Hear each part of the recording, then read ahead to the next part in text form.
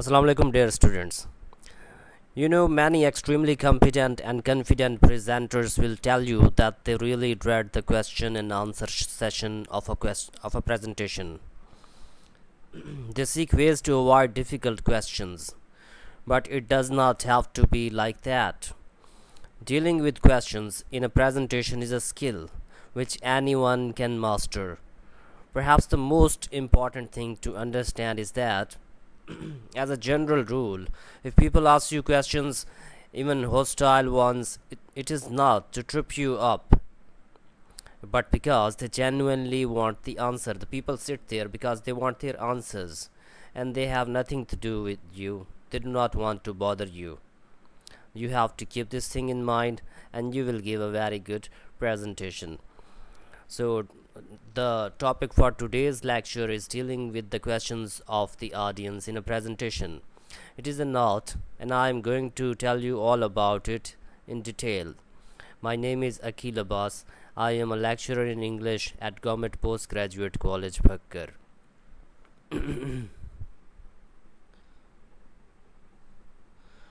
Dear students, there are two steps for knowing how to deal with the questions of the audience. First of all, before delivering your presentation, your lecture, you have to keep some things in mind. There are 5 things that you have to keep in mind before going to the presentation, and then there are things that you need to keep in mind during your presentation. So the things that you have to keep in your mind before your presentation starts are these. First of all, you have to listen the whole question. Do not answer immediately. There are some people who become puzzled, who become disturbed, and they do not listen to the whole question. They try to speak fastly, they try to answer immediately. This is a wrong approach. You have to listen to the whole question and answer slowly after understanding whatever the speaker is saying. Number 2, understand the context. Ask to clarify. You have to keep it in your mind before starting the presentation that if someone asks the question, you have to understand the whole of the context. If you do not understand anything, you should ask the person who is asking the question to clarify his question. After clarification, you can answer it in a better way. Number 3, involve the whole audience. If someone asks you a question, you should listen to that question, and while answering to that question, you should involve the whole audience. They should not feel left away. Number 4, respond concisely and do your homework. First of all, you have to do your homework, that what kind of questions will the people ask, and you will have to prepare yourself. You will have to consult different books, journals, articles, reports, whatever field of study you are in. You should know all about that, and you should know what kind of expected questions people will ask you. Even if you are going for a job interview, you should know what kind of questions they will ask. When I myself went for my interview of lecturer in English, I wrote some questions which they would possibly ask me, and there were 3 questions which I had already planned, and they asked those 3 questions. My interview went very well. So you always have to do your homework. Respond concisely. Do not answer give very long answers. You have to give concise and short answers that are to the point, so that you may answer a lot of questions. Number 5, allow follow-up questions via email. So there are some questions that you do not know about in a very sure way. So you can answer those questions after your presentation. You can say to them that they can email you, and you will confirm the things, and then you can answer them. So these are the things, these 5 things that you have to keep in your mind before starting your presentation. Now there are also some things that you have to keep in your mind during your presentation. So what are these? What is the art? of dealing with the questions. You will know here.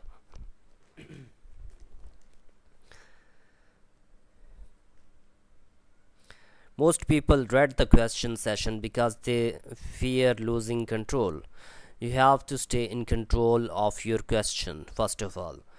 A little thought and some early planning can avoid this risk, but you can also avoid it by remembering that any presentation is an information exchange. It is as much for you to hear what people want to know as for them to hear from you. However, if your presentation starts to get delivered by an interesting questions, try saying something like, I think we are getting a bit off topic here. Let's put that to one side and you and I can chat about it later. Come and find me at the end and we'll exchange contact details. This is a tactic. Or even, I would really like to get on with presentation. Otherwise, I may not have time to finish. But let us talk about this later. If someone asks a question that is not relevant, you can answer like this. And there are some politicians who say that they ask a lot of questions. They ask 5 or 6 journalists to ask their questions. When they all ask their questions, and the politician says no comments. This is also a way, but this is not what you have to do. You have to satisfy the people, the journalists who are going to answer you. Number 2, setting out some ground rules. You can set out some ground rules. At the start of your presentation, you should make it clear whether and when you would prefer to deal with questions as you go along or at the end of the presentation. Some speakers prefer questions to be raised as they arise during the presentation. They answer the questions during their presentation. The advantage of this approach is that any misunderstanding can be dealt with immediately. However, there also a danger that the question will disrupt and distract the speaker, or that questions are raised that would have been covered later in the presentation.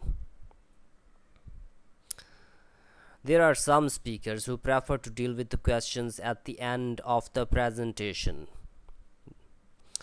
If you prefer this approach, ensure that you set aside sufficient time for questions but also limit the amount of time available.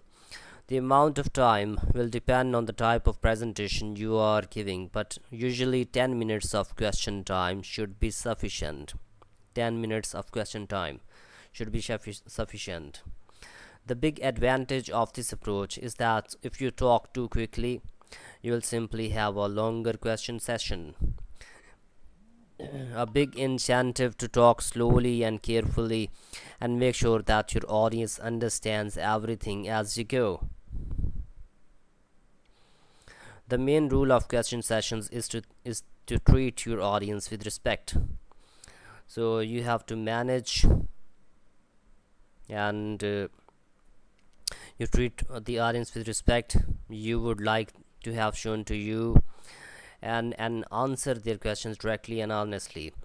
If they have asked a question, it is because they want to know the answer. It is very unlikely that anyone will ask a question solely to trip you out, to disturb you, although this does happen, but not always. If a question is provocative, answer it directly. Never be rude to the questioner or show you are upset. Don't show it. Do not compromise yourself, but maintain your point of view and never lose your temper. This tactic can be difficult to maintain, but the key is being assertive. Next, you have to manage your questions. Listen carefully to the question, and if the audience is large, repeat it to ensure everyone in the audience has heard. If you are not sure you understood correctly, paraphrase it back to the questioner and check that you have it right. Answer briefly and to the point. We have listened to the presentations of many Pakistani cricketers and captains.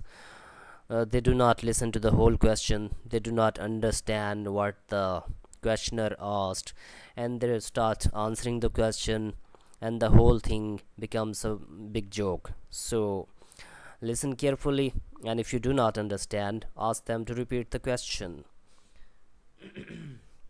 And now, if you do not know the answer, then say so and offer to find out. Tell them that you do not know. Then ensure that you follow up. You will answer later. Ensure it. To be able to respond, you will need the questioner's name and email address to make sure that you speak to them before they or you leave. This is something during the presentation. If you are in an interview, you also have to do something like this. Someone asks you a question, you do not know the answer, tell them that you do not know it yet, and you would learn about it later on. And if you give a wrong answer, all your image is shattered and you are not going to be selected during that interview. So you have to do that in your presentation. Never give a wrong answer. If you don't know, express it. I do not know is a very acceptable answer to some difficult questions, and it is much more acceptable than stumbling through an answer or making something up. I do not know, but I'll find out and let you know is even more acceptable. You should relax and do not feel as if you have to know everything. If you do not know it, it is better to be honest than to try to pretend. Trust takes a long time to build up, but it can be lost in moments. An audience will almost always know when you are not being genuine. Try always to become genuine. The last point is alternative tactics involving audience. If you are speaking to a well-informed audience, a professional group for example, and the question is a fairly general one to which you do not know the answer, consider asking the room if anyone else would like to respond. You may have the world expert on that subject sitting there who would be delighted to share their expertise with you all. If you have noticed someone in particular, you can even say, I noticed that Professor X is in the room, so I wonder if he would like to comment on that to save me displaying my ignorance. This is even a better way. Or my colleague over there is more familiar with the area than I am, so. Or you can say, my minister here is sitting with me, if you are a prime minister, and he will answer this question because it is related to him. While I do not want to put him on the spot, maybe he would be prepared to share some light on this. So most people will be fine with that approach, especially if they really do know more about it than you, and it will mean that the room gets a much better response. Yes, you are the one standing at the front, but you do not know everything. So these were the ways to deal with the questions in a presentation. Students, you will note all the headings, and congratulations, we have completed our first chapter about presentation skills. I have delivered 9 lectures about presentation skills, and students from other universities, other colleges, if they want to listen to these earlier lectures about presentation skills, they can go to our playlist about presentation skills BS, and they can listen to all those previous lectures there. And an assignment will be given to the students of my own college, and I will share that assignment in the WhatsApp group. Thanks for listening to the video, and I'll talk to you tomorrow, God willingly. Have a good day. Assalamu alaikum.